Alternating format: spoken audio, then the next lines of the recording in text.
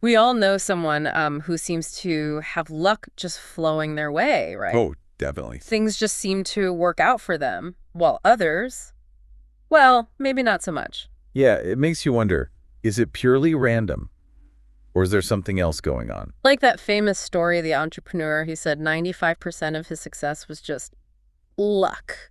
95%, that's huge. It sounds, well, almost unbelievable, doesn't it? It really does, and it touches on something we're all kind of fascinated by luck. Absolutely. We see it everywhere, shaping careers, relationships, you name it. But often it's just dismissed as, superstition. But there's actual psychology here. There is a whole landscape worth exploring. And that's exactly what we're diving into today, using the sources you provided. We're going to zero in on one book in particular, The Luck Factor. Yeah. It's by Professor Richard Wiseman. Ah, Wiseman. Yeah. He's a psychologist, but he also has this background in professional magic. Which gives him such a unique perspective, right? On perception, how our minds work, maybe how we trick ourselves sometimes. Exactly. And what's really interesting about his work, his book, is that he argues luck isn't just some random mystical force. No, he approached it scientifically.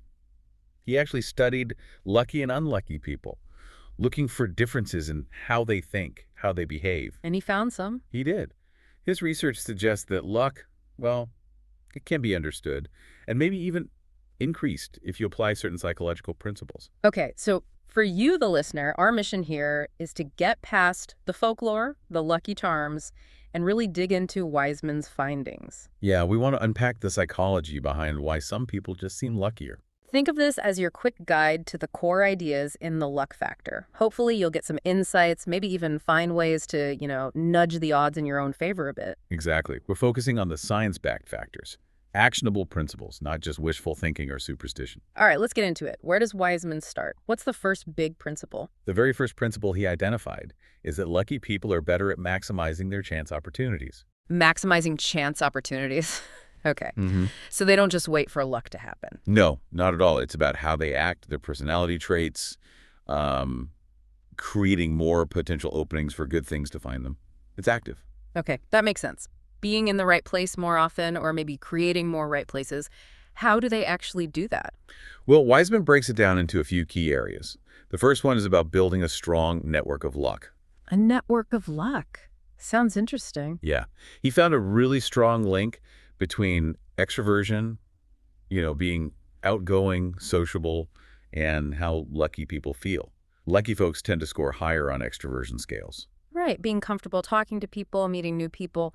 How does that translate into lucky breaks? Wiseman points to three main ways. First, extroverts just interact with more people day to day.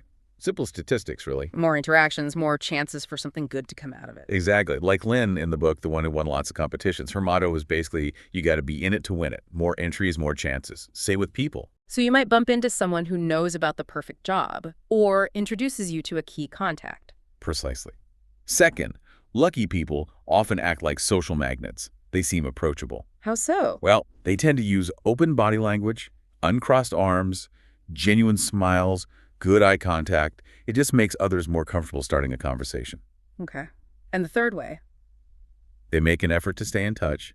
They maintain the connections they make. Nurturing the network. He gives some great examples, doesn't he? Like Kathy getting that job through an old friend she reached out to. Yes. Or Jody the poet, who had this really interconnected network in the writing world, leading to unexpected gigs and collaborations. It makes you think about the potential in just knowing people. It's huge. Wiseman does this calculation. On average, we know about 300 people by first name.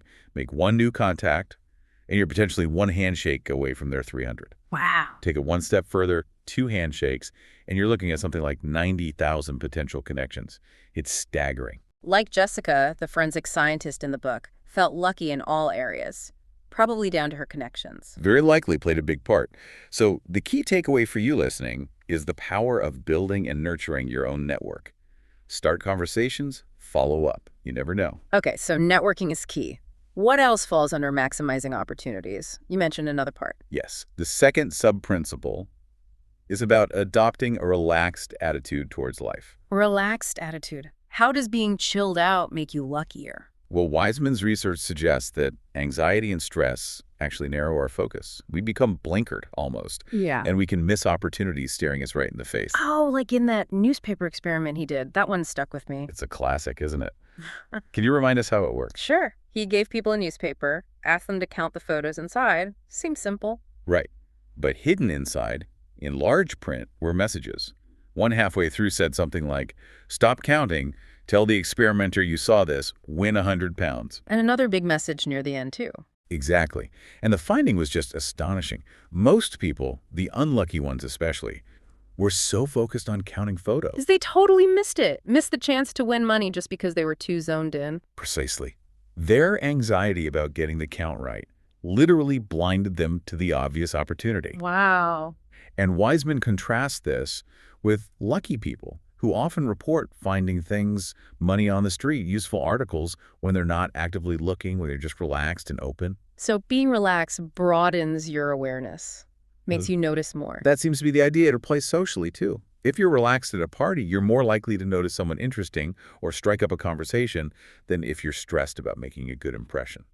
Yeah, that makes sense. It prompts you to think, doesn't it? Have I missed chances because I was too stressed or focused on one specific thing? Wiseman even has an exercise about that, reflecting on missed connections. He does. It's about self-awareness. Okay, so being relaxed helps spot opportunities.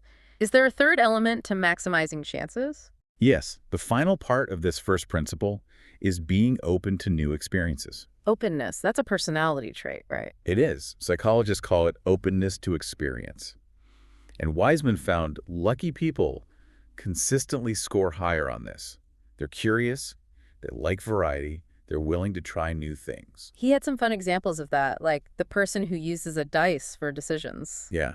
Or the one who deliberately talks to people wearing a certain color at parties, just to mix things up. Seems a bit random, but there's a logic to it. There is. Wiseman uses this great analogy of an apple orchard. Ah, I remember that one. If you always go back to the same few trees, you'll eventually pick all the apples there. But if you explore different parts of the orchard... You find more apples, more opportunities. Exactly.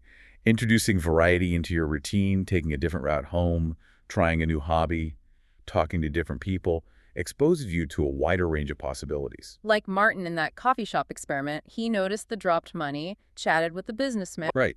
He was open to his immediate environment, unlike Brenda, the unlucky participant, who presumably didn't engage in the same way.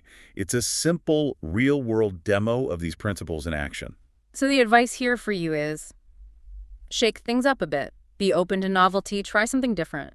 Maybe not the dice thing, unless you're feeling brave. Oh, maybe start smaller. But yes, embrace variety. It increases your luck surface area. Okay, great. Principle 1, maximize chance opportunities. Got it. What's principle 2? Principle 2 moves into the realm of decision-making. It's about listening to lucky hunches. Hunches, intuition, gut feelings. Exactly. Wiseman's research suggests lucky people are more successful, partly because they pay attention to and trust their intuition. Now, this feels a bit less concrete, maybe. How did he study intuition scientifically? Well, he looked at how lucky versus unlucky people related to their own gut feelings. He gives the example of Marilyn, an unlucky person who admitted she often had bad feelings about relationships, for instance, but then ignored them, usually to her detriment. Ah, okay, so it's not about having better intuition, maybe, but about listening to it. That seems to be a key part. But he also explored the unconscious processes behind it, like with that financial analyst exercise in the appendix. Oh, yeah, the faces. Explain that one again. Participants saw photos of financial analysts, some labeled successful, some unsuccessful. Unconsciously, they were learning a subtle pattern. The successful ones tended to have slightly longer faces, features higher up. They didn't consciously notice this, though. No, not at all. But later, when shown new pairs of faces and asked whose advice they'd trust, they overwhelmingly chose the ones with the longer faces. Wow, so their unconscious mind picked up the pattern and influenced their gut feeling about who to trust. Precisely. It suggests our unconscious is constantly processing information, spotting patterns we're not aware of, and this feeds into those intuitive hunches. That makes sense. And Wiseman shares lots of real-world examples. Lucky people acting on intuition. Sarah knowing she'd met the one, Eleanor feeling danger from a motorcyclist and avoiding an accident.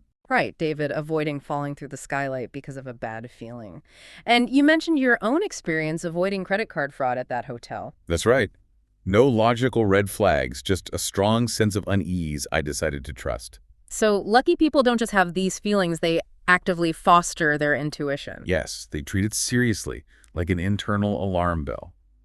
Wiseman even mentions practices like meditation, potentially helping clearing the mental noise, might make it easier to hear those subtle, intuitive signals. Okay, so the practical step for you, the listener, is to start paying more attention to those gut feelings. Yeah.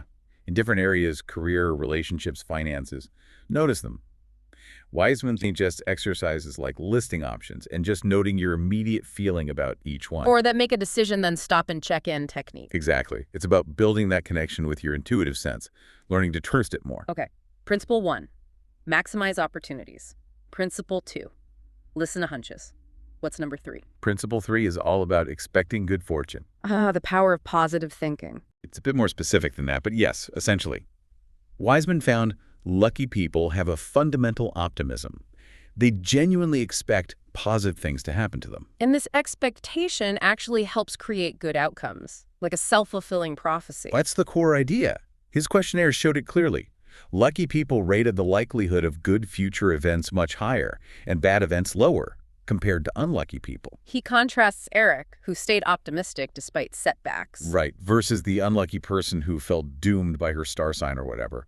A completely different outlook. So how does just expecting good things actually make them happen? Well, Wiseman explains that our expectations shape our thoughts, our feelings, and crucially, our actions. If you expect things to go well, you're more likely to persevere, to try harder, to notice positive cues. Like that Paris in the springtime example, you see what you expect to see. You might miss the second the. Exactly. Perception is influence, and performance too. He mentions that fighter pilot study, the ones told to expect fast reactions were faster. Expectation boosted performance. So it affects how we act, how we perceive, how we perform. Does it affect how others treat us too? Yes, absolutely. Think about expecting friendliness. You're more likely to smile, be open, which in turn makes others respond more warmly. It becomes self-fulfilling. Like those blind date or phone call experiments he describes, where expectations about attractiveness changed how people behaved and how they were perceived. Precisely. Our expectations influence our behavior, which then influences how others react to us, confirming our initial expectation. And some lucky people actively cultivate this.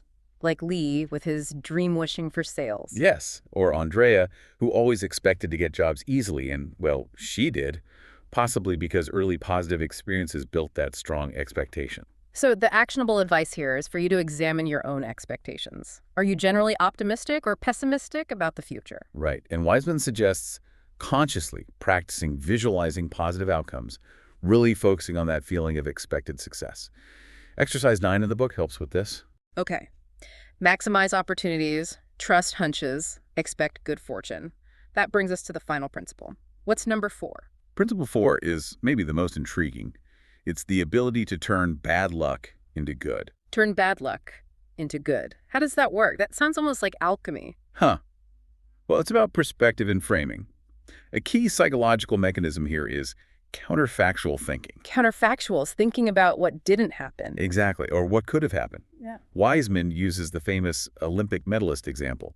Bronze medalists are often happier than silver medalists. Why? Because the bronze medalist thinks, wow, I almost didn't get a medal, while the silver medalist thinks, I almost got gold. Precisely. The bronze medalist compares downwards, could have been worse, feeling relief and luck. The silver medalist compares upwards, could have been better, feeling disappointment.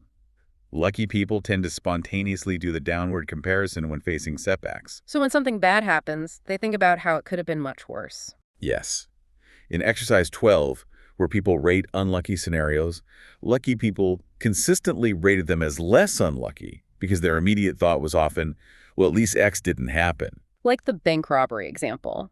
Unlucky Claire and Stephen focused on the trauma, while lucky Lee and Marvin felt fortunate just to be safe. Exactly. Or thinking, at least I only twisted my ankle, I didn't break my leg. It reframes the event. And this isn't just about feeling better, it helps them move on. It seems to. He also talks about relative comparison. The salary circles illustration shows we feel better earning the same if others earn less. Perspective matters. There are powerful stories, too, like the ex-criminal seeing prison as lucky because his friends ended up dead. Or Wiseman's own story about his magic act being stolen. Yeah, which forced him to create better tricks, which then won awards. The bad luck became a catalyst for good. So what are the key strategies lucky people use here? Wiseman highlights a few. They actively look for the positive, even in bad situations. They take a long-term view. This setback might lead to something better down the line. They don't dwell on the misfortune.